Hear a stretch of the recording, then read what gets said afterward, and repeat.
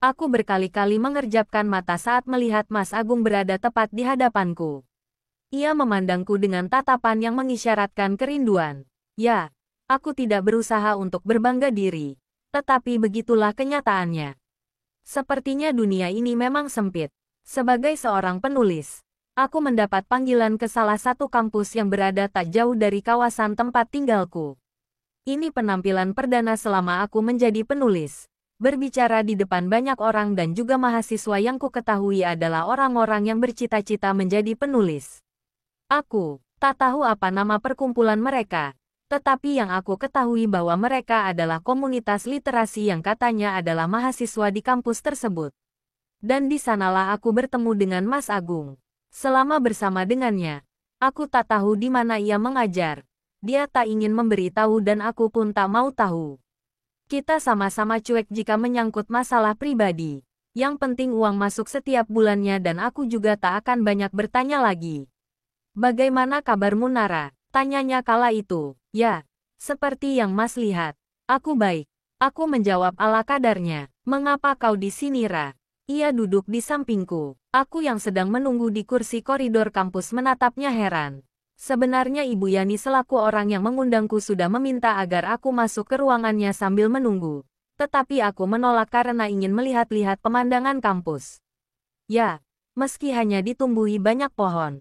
Tetapi lingkungannya begitu asri dan sejuk. Aku akan menjadi pembicara di acara nanti. Jawabku tanpa melihat wajahnya. Di komunitas literasi, matanya melotot saat aku mengangguk mengiyakan. Kamu sekarang sudah sukses. Ya, Ra. Aku turut bangga sama kamu. Ia menerawang jauh. Aku meliriknya sekilas dan mendapati bahwa dirinya kini semakin terlihat tak terurus. Wajahnya kurus dan rambutnya terlihat tak rapi. Ada gurat-gurat lelah terlihat di wajahnya. Aku tersenyum masam. Sampai sekarang pun aku masih memiliki rasa kasihan padanya. Aku sebenarnya ingin bertanya bagaimana dia sekarang. Bagaimana kehidupannya sekarang. Apa ia bahagia hidup sendiri setelah berpisah denganku atau sebaliknya. Namun, ada sisi lain dari diriku yang menolak untuk berbasa-basi dengan pria itu. Ra, aku akan menikah. Cicitnya pelan dan terdengar frustrasi. Aku sudah tahu. Aku menunduk sambil memainkan kuku ibu jari. Ia kembali memandang ke arahku dan mengerutkan alis heran. Bagaimana bisa kau tahu kabar itu? Ibumu dan Mira yang mengatakannya. Mereka bahkan mengundangku. Aku memaksakan senyuman. Semoga Mas bisa menjadi suami dan ayah yang baik ke depannya. Aku masih belum percaya bahwa anak yang di dalam kandungan Lydia adalah anakku. Tatapannya begitu memelas. Apakah selama ini ia tersiksa? Sama denganku. Ra, aku tersiksa. Aku tak bisa hidup tanpamu. Ternyata kau sangat berarti untukku. Ia lalu menunduk dan memijat pelipisnya. Aku menyesal karena tidak memperjuangkanmu dan malah mengikuti kemauan ibu. Dari mana saja Mas? Aku bahkan selalu mengemis akan cintamu. Tapi kau malah mengacuhkanku. Kau selalu saja membuat hubungan kita dipenuhi dengan kesalahpahaman tanpa ingin menjelaskannya. Aku bahkan tak bisa berjuang karena kau tak punya progres yang membuatku bisa mempertahankan hubungan ini. Meski Leon berkata bahwa kau mencintaiku, tetap saja cinta tanpa tindakan jelas membuat hubungan kita semakin menjauh. Inginku berteriak mengeluarkan semua unek-unekku selama ini. Tetapi yang keluar dari mulutku malah kalimat yang berbeda. Mas harus bertanggung jawab. Bukankah kau juga mencintai Lydia? Ra, masuklah. Tidak baik berdebat di sini. Akan banyak orang yang berlalu lalang dan melihat kita. Ia berdiri dan meminta agar aku mengikutinya. Kau takut hal ini akan membuat Lydia marah? Hei, tenanglah. Aku tidak akan menggodamu. Ayolah Nara, aku mohon. Kita bukan anak kecil lagi yang harus berdebat seperti ini. Aku terpaksa mengangguk dan masuk ke salah satu ruangan yang ia maksud. Ruangan yang ternyata berada tepat di depan tempatku duduk. Katanya ruangan ini adalah ruangan khusus untuknya. Aku tak peduli jabatannya apa. Cinta yang besar justru membuatku benci padanya. Bukan hanya padanya. Aku juga benci pada diriku sendiri karena terlalu mencintai orang yang kurang tepat. Ironis memang, Ra. Jika nanti anak Lydia sudah lahir, aku akan melakukan tes DNA. Aku yakin anak itu bukanlah anakku. Dan jika terbukti, ia menggantung ucapannya dan meraih jemariku. Kita rujuk lagi ya. Pintanya yang terlalu tidak masuk akal. Segampang itukah memutuskan tali pernikahan baginya? Apakah Mas Agung kini menyadari bahwa ia telah menyia-nyiakan batu kerikil sepertiku? Apa sekarang aku terlihat seperti batu permata setelah menyandang status janda? Aku menghempaskan tangannya sehingga tanganku bisa bebas. Aku tidak mau, Mas. Mengapa aku harus rujuk denganmu? Aku tidak mau jatuh ke lubang yang sama.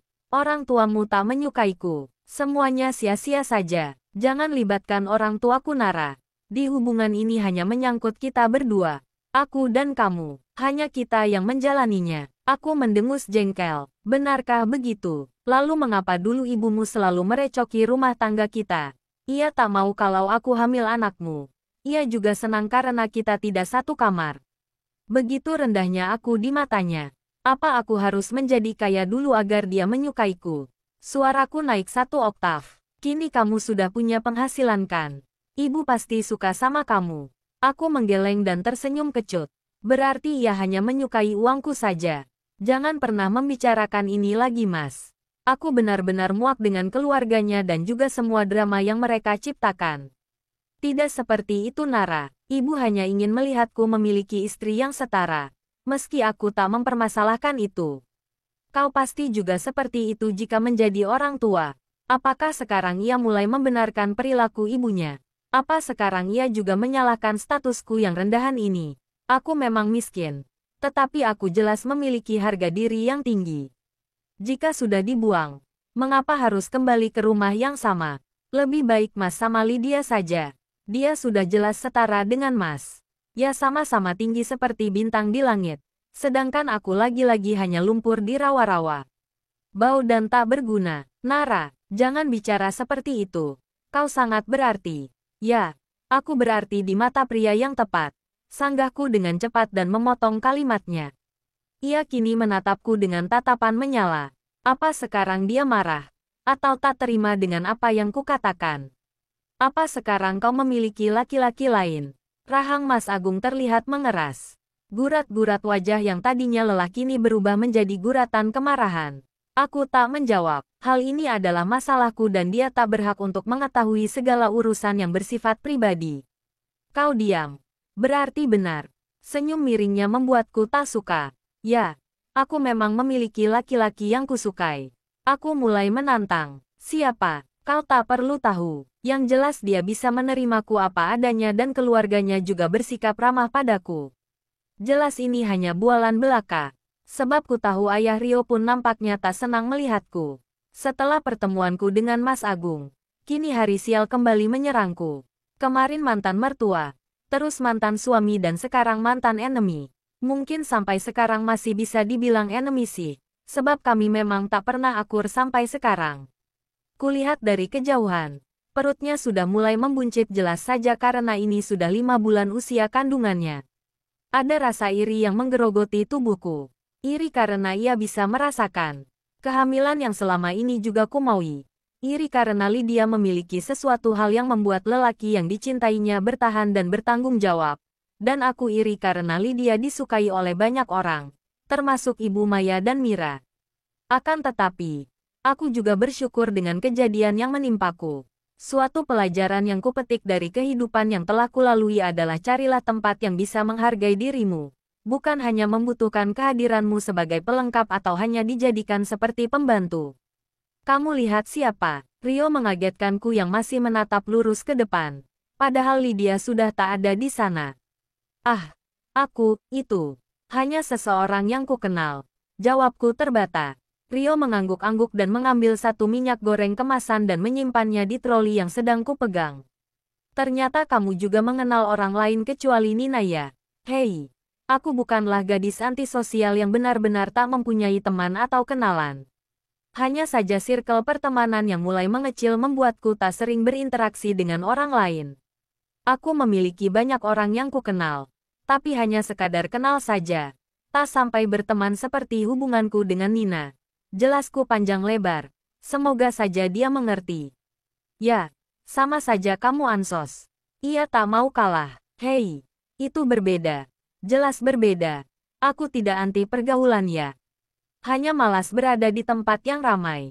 Ada rasa lelah berada di tempat yang dipenuhi oleh orang-orang yang tidak akrab. Sudahlah sesak. Tidak bebas pula. Mending ngerem di kamar kan. Ku naik turunkan alis dan ia hanya tersenyum kecil. Aku dan Rio berbelanja bersama layaknya pasangan suami istri. Bahkan seorang ibu-ibu parubaya mengira kami pasangan yang baru saja menikah. Aku dan Rio hanya mengangguk sambil tersenyum. Tidak menyangkal dan tidak pula membenarkan. Padahal di jari manis kami tak ada cincin pasangan sama sekali. Gara-gara Rio aku harus menemaninya berbelanja. Sebab ia ingin mengisi kulkasnya agar tak terus-menerus datang ke rumah kontrakanku hanya untuk meminta makanan. Ya, akhir-akhir ini lelaki itu sudah dengan bebas keluar masuk kontrakanku dengan alasan yang sama. Minta sedekah makanan. Aneh memang. Kalian juga di sini. Suara wanita yang tak asing membuatku menoleh ke sumber suara. Lydia jelas berdiri di belakangku sambil mendorong troli ukuran sedang. Apa rumah kontrakanmu berada di dekat sini juga, Nara? Yo, cari yang lain, Gi. Aku mendorong tubuhnya, agar ia kembali berjalan dan mengabaikan Lydia. Kamu takut ya? Ada nada mengejek yang terkandung dalam ucapan wanita ular itu. Kuhentikan langkah dan berbalik arah menatap matanya. Kakiku kembali melangkah dan mendekat dengan Lydia. Sejak kapan aku takut denganmu? Aku tersenyum sinis. Aku hanya malas meladeni wanita sepertimu. Ia tersenyum getir dan menatapku seperti merendahkan. Sudah berani ya? Atau hanya pura-pura? Aku mendengus. Sedikit kesal dengan apa yang ia ucapkan. Pura-pura berani katanya. Memangnya dia siapa sehingga bisa membuatku takut? Presiden bukan. Apalagi Tuhan. Oh iya. Katanya lagi sambil mengusap perut yang sudah sangat jelas.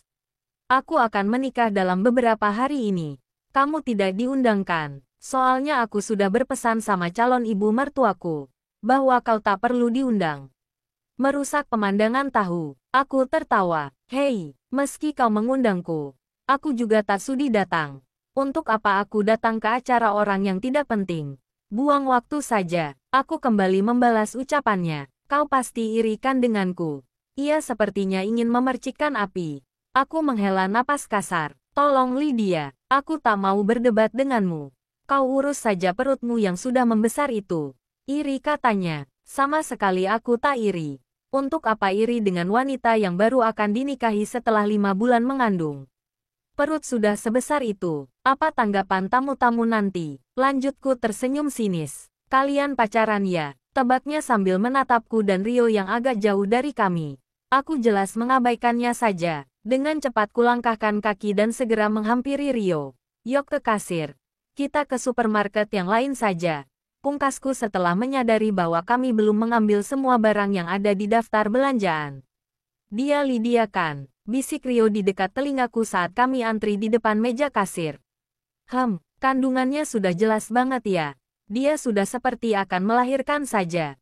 Ia terkekeh dan aku mulai berpikir panjang. Ya. Jika ku perhatikan lagi, tubuh Lydia tidak gendut, sehingga alasan yang kupikirkan tak benar. Dulu saat kandungan Mbak Naya berusia 5 bulan, perutnya sudah jelas terlihat, sebab kakakku itu memang memiliki berat badan yang berlebih. Sedangkan orang kurus dan tinggi seperti Lydia, sepertinya tak gampang terlihat. Apa hanya pikiranku saja yang tercemar akan berita negatif? Aku kembali mengingat ucapan Mas Agung. Lelaki itu pernah mengatakan bahwa ia dijebak dan merasa bahwa anak itu bukanlah darah dagingnya sendiri. Apa Mas Agung benar? Jika memang seperti itu, lalu yang ada di kandungan Lydia anak siapa? Apa anak dari lelaki lain? Seketika jiwa sinetron ala-ala ikan terbang merajai otakku. Lagi-lagi aku sadar hidup ini bukanlah sinetron. Jangan memikirkan hal aneh-aneh. Toh, kalau terbukti bahwa anak itu bukanlah anak Mas Agung, aku juga tak akan kembali dengannya.